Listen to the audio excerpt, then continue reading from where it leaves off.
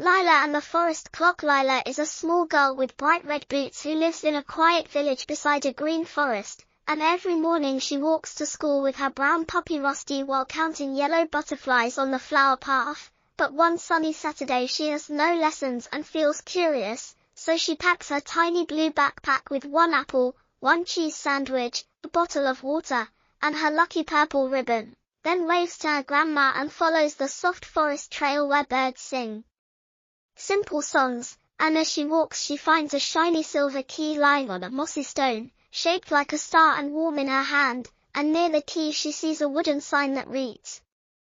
"To the Forest Clock," pointing deeper between tall pine trees. So Lila's heart jumps with gentle excitement and she decides to explore, telling Rusty to stay close. Together they pass dancing ferns, soft mushrooms, and a clear brook that giggles over smooth rocks, and soon they reach a round clearing with a very tall clock tower made of grey stones, covered in green ivy, its big golden hands stuck at 7 o'clock even though the sun stands high in the sky, and at the wooden door is a small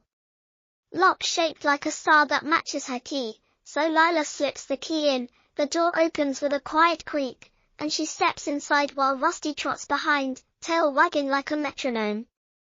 The room is full of tiny gears on the walls, but no clock ticks, and near a wooden ladder 3 bright fireflies blink in worry. So Lila speaks kindly and learns, in gentle firefly whispers, that the forest clock keeps time for flowers that open, birds that migrate, and rivers that rise. Yet last night a sudden storm broke 3 magic clocks, one red, one blue, and one green, and without them the clock has stopped, which can upset nature's rhythm. So Lila touches her lucky ribbon for courage and offers to help. She climbs the ladder to a high window where fresh wind blows, and from there she sees 3 paths marked with painted stones, red berries left, blue feathers right, and green leaves straight, each leading to a missing clock. So she thanks the fireflies, ties the ribbon on Rusty's collar to remember bravery, and chooses the red berry path first.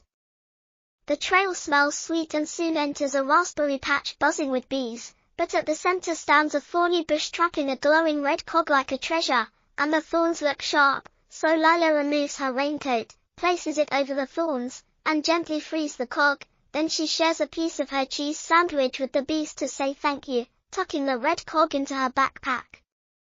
Next she follows the blue feather path, which winds past tall birch trees where blue jays laugh overhead, and after a short walk Rusty barks at a sparkling blue pond where a shy duckling flaps beside a floating cog that shines bright blue. The cog drifts just out of reach, so Lila tosses her purple ribbon like a lasso, hooking the cog and pulling it to shore. Then she guides the duckling back to its mother who quacks with joy, and she places the blue cog with the red one.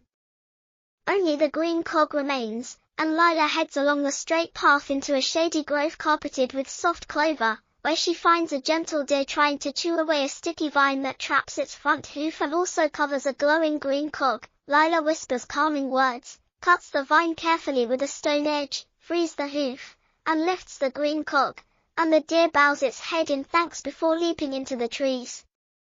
With all 3 cogs safe, Lila hurries back to the tower as sunlight slips toward afternoon, climbs the ladder again, and one by one fits the cogs into matching slots inside the silent clock, red in the left gearbox, blue in the right, green at the center, and when she presses them into place the gears spin, the big hands jump forward, and the whole tower hums like a happy beehive. Outside, flowers open wider, birds chirp louder, and the brook's water shines brighter as everything returns to proper time. The fireflies do a glowing dance around Lila's head, thanking her for her brave help, and they gift her a tiny golden whistle that will glow whenever the forest needs a friend, then guide her and Rusty to the door as the clock chimes for friendly bells that echo through the leaves. Lila walks home along the flower path feeling proud, with Rusty running circles around her red boots, and when she reaches the cottage she tells Grandma the adventure in simple words while sharing her apple with Rusty, and Grandma hugs her, saying a kind heart can fix many broken things. That night Lila hangs the golden whistle on her window latch, watches it twinkle softly, and falls asleep dreaming of silver keys, glowing cogs, and a peaceful forest that ticks in perfect gentle time because One helpful girl and her puppy listened to a whisper and chose to act with courage and care.